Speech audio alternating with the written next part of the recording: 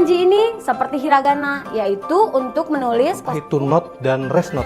Nah, tentunya ini masih bagian pertama ya. bagaimana tata cara memperkenalkan diri dalam bahasa Jepang. Berikut ini adalah contoh surat lamaran kerja yang bisa kalian ikuti.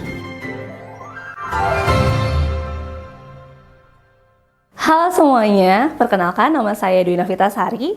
Saya adalah guru mata pelajaran Bahasa Indonesia di unit SMA dan SMK Kesehatan Logos. Bagi kalian yang sudah mendekati dengan kelulusan sekolah, baik itu menengah kejuruan ataupun menengah atas, pasti sudah menyiapkan dong atau memikirkan mau lanjut kuliah ataupun mau melanjutkan kerja. Bagi yang melanjutkan kerja, boleh simak video ini lebih lanjut ya. Nah, bagi kalian yang mau melanjutkan ke dunia kerja, pasti kalian akan melamar pekerjaan terlebih dahulu. Karena kalau kita mau melamar pekerjaan atau mau mendapatkan suatu pekerjaan, kita harus melalui proses tahapannya terlebih dahulu. Yang paling utama adalah melamar kerja, tentunya dengan menggunakan surat lamaran pekerjaan.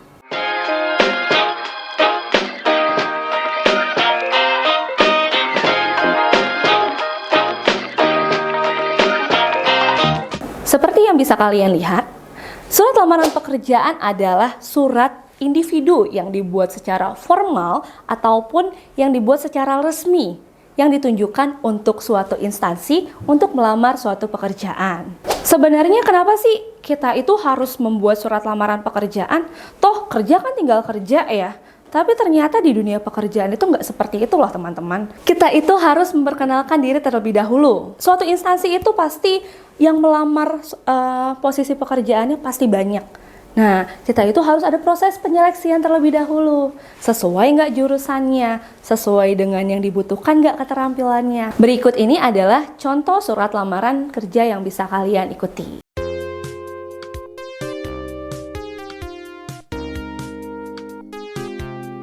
Dari segi penyusunannya, surat lamaran kerja itu dibagi menjadi dua model. Yang pertama, model tergabung atau model gabungan.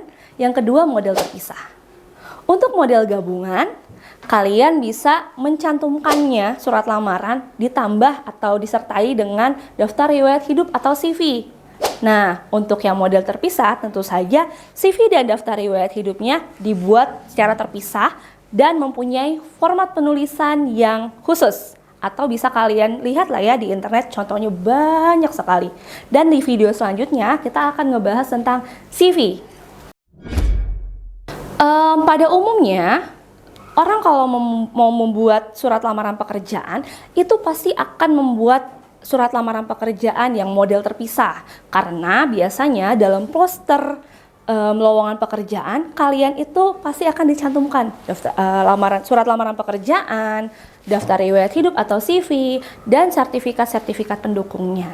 Pada umumnya, surat lamaran pekerjaan dikirim tidak dengan sendirinya atau tidak berupa kertas sendirian, tapi ada lampiran-lampiran lain seperti tadi CV atau daftar riwayat hidup.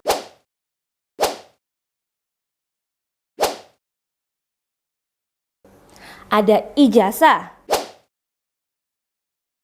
Ijazahnya biasanya sih studi terakhir ya, sesuai dengan yang kalian tempuh sebelumnya. Lalu ada SKCK. SKCK itu apa sih? SKCK adalah surat keterangan cek kepolisian yang bisa kalian buat di kantor kepolisian, di Polres, Polsek, dan lain sebagainya. Lalu ada pas foto. Tapi kalau di zaman sekarang sih ya, pas foto itu nggak terlalu sering diminta karena biasanya foto kita sudah terlampir di dalam CV-nya. Kalian bisa lihat contohnya di next video. Selain pas foto, biasanya juga bisa diminta KTP, bahkan sertifikat-sertifikat lain yang menunjang keterampilan kalian. Misal, kalau kita mau jadi admin itu kan berkaitannya pekerjaannya sama komputer ya. Itu pasti akan dicek tuh sertifikat pernah ikut kursus komputer atau tidak, atau kalian pernah mengikuti tentang perlombaan-perlombaan yang berkaitan sama teknologi atau tidak, dan lain sebagainya. Kalau kalian punya itu semua, kalian bisa loh mencantumkannya. Apabila kalian ingin mengirimkan surat lamaran pekerjaan secara langsung atau datang langsung ke tempatnya, untuk sertifikat, lalu SKCK, ijazah, itu bisa dilampirkannya dalam bentuk fotokopian. Jangan lupa, dilegalisasi. Kalau kalian ingin mengirimkannya melalui email, berarti kalian bisa scan atau pindai berkasnya terlebih dahulu dalam bentuk soft file. Apabila kalian akan membuat surat lamaran pekerjaan, ada beberapa sistematika surat lamaran pekerjaan yang perlu kalian ketahui.